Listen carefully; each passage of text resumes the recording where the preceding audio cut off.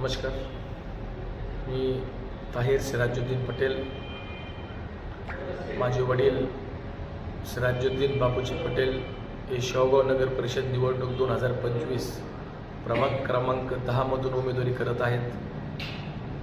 मी स्वतः राष्ट्रवादी व काँग्रेसचं 10 वर्ष तालुकाध्यक्ष म्हणून काम केलेलं आहे. तसंच माझे वडील कृषी उत्पन्न बाजार समितीचे संचालक म्हणून त्यांनी 5 वर्ष काम केलेलं आहे. त्या कामाच्या माध्यमातून एक शेवगाव तालुक्यामध्ये एक वेगळं वजन त्यांनी आणि युवक काँग्रेसच्या माध्यमातून मी सुद्धा त्या ठिकाणी तयार केलेलं आहे. तसंच आमचे नेते राष्ट्रवादी काँग्रेस पार्टीचे जिल्ह्याचे नेते, जिल्हा बँकेचे चेअरमन चंद्रशेखर फुले पाटील साहेब यांनी आम्हाला राष्ट्रवादी काँग्रेस पार्टीची उमेदवारी दिली, आमच्यावर विश्वास दाखवला. प्रभाग क्रमांक 10 मधून या ठिकाणी मी राष्ट्रवादी काँग्रेस पार्टीचे माझे वडील उमेदवारी करत आहेत. त्या प्रभागामधील परिस्थिती अगर आपण जाणून घ्यायचा प्रयत्न केला तर भयंकर परिस्थिती त्या प्रभागामध्ये आहे. गेल्या 10 वर्ष झाले निवडणुकीची नगरपालिकेची स्थापना होऊन पण त्या ठिकाणी एक सुद्धा घरकुल त्या प्रभागामध्ये मंजूर झालेलं नाही. त्या ठिकाणी लोकांना हक्काचा सातबारा सुद्धा मिळालेला नाही. पिण्याचं पाण्याचा प्रश्न असं म्हणावं लागेल का आता मागं जी ढगफुटी झाली होती त्या ढगफुटीमुळं 5-25 घरामध्ये पाणी शिरलं होतं आणि गुडघ्या इतकं पाणी त्या प्रभागामध्ये होतं आणि त्या माणसाला, त्या कुटुंबाला, त्या माता बहिणींना पिण्यासाठी पाणी नव्हतं. इतकी भयानक परिस्थिती त्यावेळेस निर्माण झालेली होती. आज आम्ही पाहतोय शेवगाव शहरामध्ये 15 दिवस, 16 दिवस, 18 दिवसाला पाणी आहे. पिण्यासाठी पाणी हे लोकांना मोजून वापरावं लागू राहिलं अशी परिस्थिती या प्रभागात आहेत.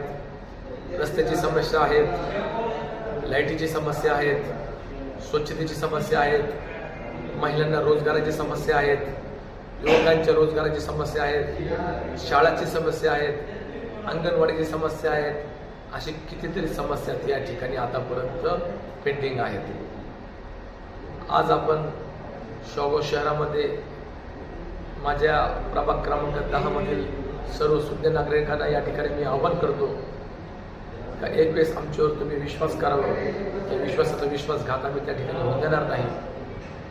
नक्कीच आम्ही या प्रभागामध्ये लोकांना घरकुल कसं मिळेल, हक्काचा सातबारा कसा मिळेल, पाणी 3 दिवसाला आमच्या माता बहिणीला कसं भेटेल, त्याप्रमाणे स्वच्छता कशी राहील, 2 रुपयामध्ये 20 लिटर पाणी या ठिकाणी आरो सिस्टमचं बसवायचं आमचं ध्येय आहे. माझे अनुसूचितसाठी उभा माझ्याबरोबर असलेले तृषा प्रवीण भारसकर हेही माझ्या पॅनलमध्ये माझ्याबरोबर आहेत. आमचे शेवगाव शहरातील ज्येष्ठ नेते अरुण पाटील लांडे हेही नगराध्यक्ष पदाचे उमेदवार आहेत. त्यांची मंडळी विद्या अरुण लांडे या नगर परिषद नगराध्यक्षपदासाठी उभे आहेत.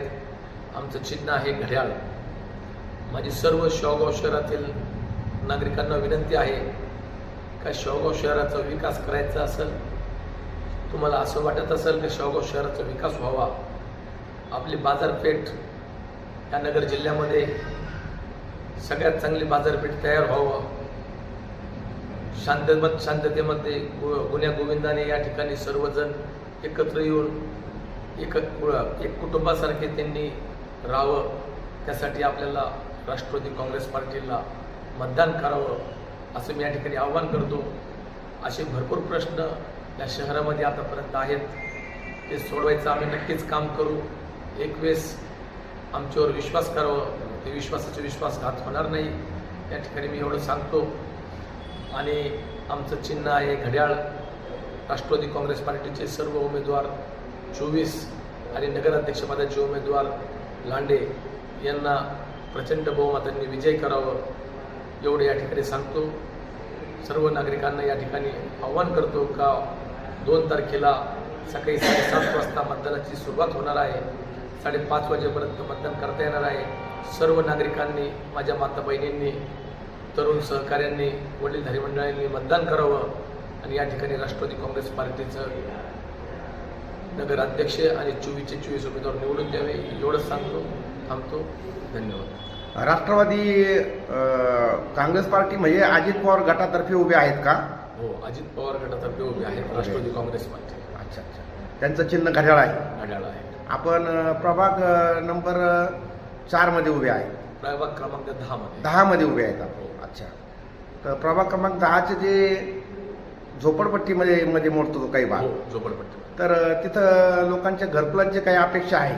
भरपूर अपेक्षा आहे. तर ते घरकुलाचा पण प्रश्न आपण मार्गी लावणार आहात? 100% आम्ही त्यासाठी प्रयत्न करणार आहोत. अच्छा. आणि आपले जे उमेदवार आहेत नगराध्यक्ष पदाला, विद्या अरुण लांडेताई, तर त्या बहुमताने निवडून यावं अशी आपली इच्छा आहे. आणि आपल्या सुद्धा म्हणजे स्वतःचं पॅनल राष्ट्रवादी अजित पवार गटाचंच पॅनल नगरपालिकेमध्ये यावं अशी पण आपली इच्छा आहे. तर ते आल्यानंतर पिण्याच्या पाण्याचा प्रश्न मार्गी लागणार आहे. 100%. ज्यावेळेस अरुण पाटील लांडे ग्रामपंचायतीचे सदस्य होते त्यावेळेस 3 दिवसाला 4 दिवसाला सरपंच होते. 3 दिवसाला 4 दिवसाला या ठिकाणी पाणी येत होतं. आज आम्ही बघतोय, फिरतोय का ह्या नगरपालिकेपेक्षा अरुण पाटील लांडे जेव्हा सरपंच होते ती ग्रामपंचायत बरी, अशी परिस्थिती आज लोक सांगतायत. आणि मी पण असं ऐकत आहे, मी जरा सर्वे केला आहे, तर 35 वर्ष त्यांनी या शेवगावच्या विकासामध्ये आपलं स्वतःचं योगदान दिलेलं आहे अरुण पाटील लांडे यांनी. आणि आज जे काही शहराचा चेहरा मोहरा बदललेला आहे आणि आज जर शेवगाव हे विकासाच्या रेसमध्ये आणि रस्त्यामध्ये घोडदौड करीत आहे तर त्यांचा सिंहाचा वाटा आहे असे सर्वसामान्य लोक म्हणतात. आम्ही जर सर्वे केला तर यावरून त्यांच्या हातात जर सत्ता आली, नगरपालिका त्यांच्या हातात दिली, तर याच्यापेक्षा जास्त ते विकास करू शकतील. कारण मध्यंतरीच्या काळामध्ये प्रशासक नेमले गेल्यामुळं विकास खुंटला आणि ज्या पद्धतीने विकास व्हायला पाहिजे त्या पद्धतीने विकास झालेला नाही शहराचा. तर असं लोकांचं पण म्हणणं आहे का जर त्यांच्या ताब्यात जर नगरपालिका दिली अरुण पाटील लांडे यांच्या, तर आज जो शहराचा विकास त्यांनी 35 वर्ष सिंहाच्या वाट्याने जर केलेला आहे तर याच्या पुढे ते करतील असं लोकांचं म्हणणं आहे. यावर आपण त्यांचे खंदे कार्यकर्ते आहात, तर यावर आपलं काय म्हणणं आहे? शेवगाव नगरपालिकेची स्थापना होऊन 10 वर्ष झाली. पहिले 2.5 वर्ष विद्या अरुण लांडे हे नगराध्यक्ष राहिले. त्यानंतर काही कारणामुळं 2.5 वर्षानंतर नगरपालिका ही भारतीय जनता पार्टीच्या ताब्यात गेली. नगरपालिका भारतीय जनता पार्टीच्या ताब्यात गेल्यानंतर राज्यामध्येही त्यांची सत्ता होती, केंद्रामध्येही त्यांची सत्ता होती. पण शेवगाव शहरामध्ये या ठिकाणी जो प्रकार कामाचा चालला होता त्याला पूर्ण थांबवायचं काम त्या प्रतिनिधींनी केलेलं आहे आणि शेवगाव शहराकडे दुर्लक्ष केलं. शेवगाव आज आम्ही बघतोय धरण आमच्या तालुक्यामध्ये आहे, पण आम्हाला 15 दिवसाला पाणी आणि पाथर्डी शहराला 3 दिवसाला 4 दिवसाला पाणी आणि पाईपलाईन कुठून गेली तर शेवगाव शहरातून गेली, धरण कुठं आहे तर शेवगाव शहरात आहे. असं भयानक परिस्थिती या 7.5 वर्षात झाली.